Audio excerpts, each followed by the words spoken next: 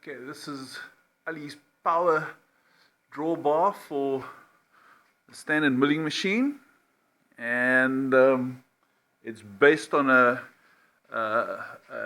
Ryobi impact wrench. So that's still the original control unit with the battery.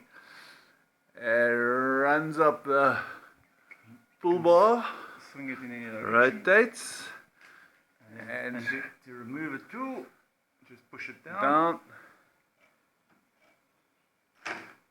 And then there we go. put it back in. Put it back in. There we are. So all anodized aluminium, and note the custom-made front end to impact wrenches mounting. Obviously all encased in aluminium. Lovely job. Basically replaced. That was the original. Yeah, this is the original front casing that has been remade into a very tidy piece of equipment.